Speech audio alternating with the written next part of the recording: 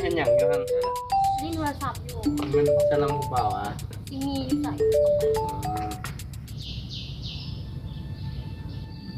ฮักไม่อย่างก็ยังจิวบอกเมื่อแรกที่เราพบกันแม่นมือวันที่12 เดือน2ปีกายตัวจือดีแท้เอาคนสำคัญเด็กสิบจือได้จังใดนั่นว่านะฮะแท้โดยฮักขอบใจได้ที่ยังจิวมันดีๆตลอดมาโดยขอบใจคือกันที่บ่เคยปะแล้วก็พร้อมกันจับมือมาฮอดทุกวันนี้ที่ฮักเฮาบ่ได้ถ่ายรูปนำกันนนแล้วมาถ่ายรูปกันบ่ก็ดีคือกันได้มาขอถ่ายยิ้มแน่1 2 3โอ้งามเพิ่นนะฮักนั่นนี่บ่ขี้ร้ายโอ้งามได้นี่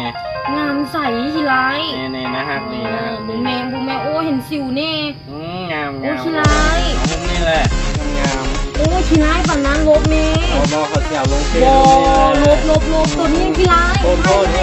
โอ้งามแล้วนี่ตาน้ำฟ้าเลยนี่บ่งามขี้ร้ายปานนั้นใส่เป็นไงเรียกค่าคอมอีกสิกระบอกแล้วกูเหม็นความหักไปติ่งคาคอที่บอกเป็นยังคือว่าจะใช้เขาจะไปว่าจังใดมาขี้ให้ไงเอ้ยขี้ให้ปะนั้นก็มีแฟนน้ำเขาอีห้านั่นงามกับงามขี้ไล่กับขี้ไล่หน้าก็จะแกเอาสเต็ปซิวนี่ก็มีแฟนน้ำเขาไปพี่ฮากินข้าวเนาะอยากกินยังอยากกินหมูกระทะนี่เป็นหม้อมีไปเนาะไปไ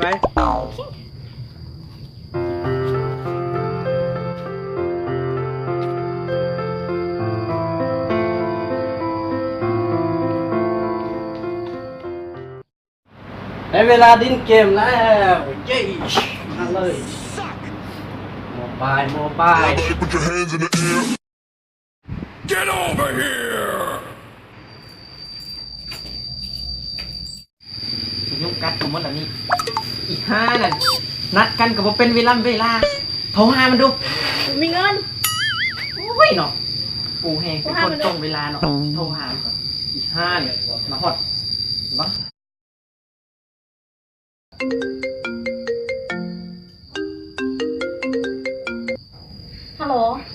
ฮัลโหลนี่บูมีบอสแซมมึงมาฮอดไซแล้วกำลังไปเดี๋ยวนี้แล้วกูทาอยู่นี่นะตัวยุ่งกัดกูนี่นะโอเคกำลังเอาไปมึงเคี่ยวมา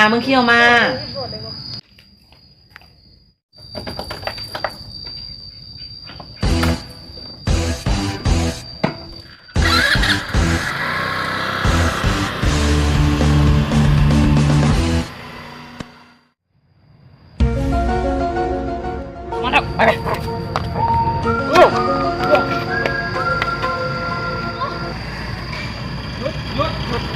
เอากระป๋องมาบอกฟังกูนะแม่เอากระป๋องมาจิเลยเอาเลยบอ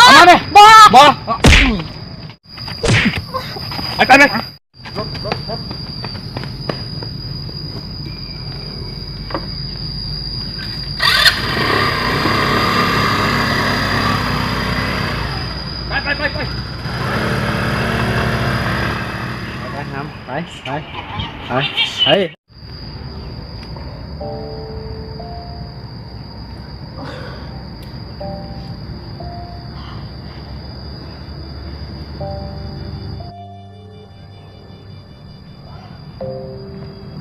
ยงับโทรมาเห็นยังวะโอ้เกมกูกำลังมันงับโอ้งับเตือเยอะโทรมาอีกแล้วโทรมาอย่างวะเกมกูสิตายย้อนนี่มาปะเล่นเกมต่อเสียลมหมดทำโทรศัพท์ได้ไหมไปโทรมาอีกแล้วศูนย์เลยกำลังเล่นเกมม่วนกันนี่มา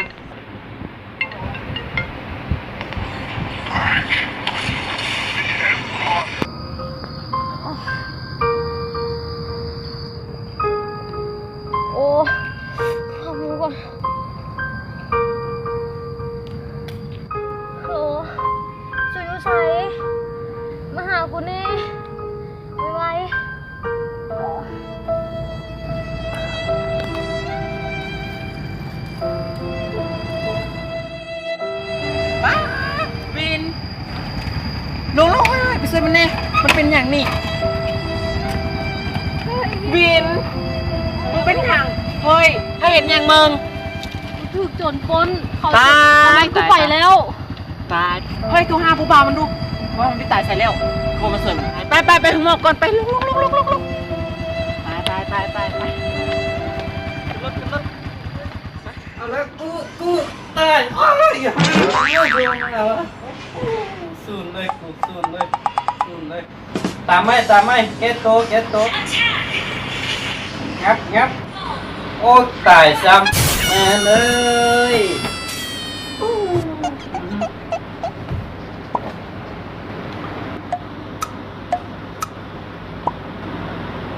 แฟนกูโทรมาอย่างวะโทรครับ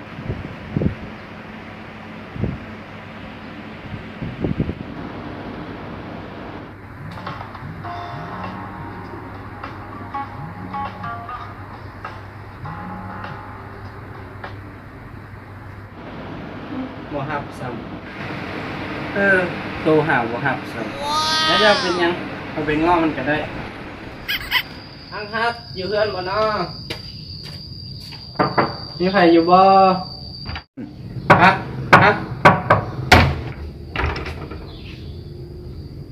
เราจะคือบ่ใครตัว เจ้ามาอย่าง ว่าเป็นอย่างตัวแบบนี้เฮ้ยแขนเจ้าเป็นอย่างไง เรื่องของข่อย เอาครับคือเป็นแบบนี้ที่ฮักจะเป็นอย่างเจ้าเขียนให้ใครวะ หมอบ่ได้เครียด เอาเป็นอย่าง เขาบ่ได้เครียดให้เจ้า แต่เขารู้สึกผิดหวังในตัวของเจ้าหลาย เจ้าคงบ่ฮู้หรอกว่ามือที่ค่อยโทรหาเจ้า แต่เจ้าบ่รับสายนะค่อยถูกโจรปล้นเอากระเป๋าแล้วก็รถจักรของค่อยไปถ้ามื้อนั้นโจรฆ่าค่อย ตอนนี้ก็คงสิตายไปแล้ว แน่นอนขอโทษ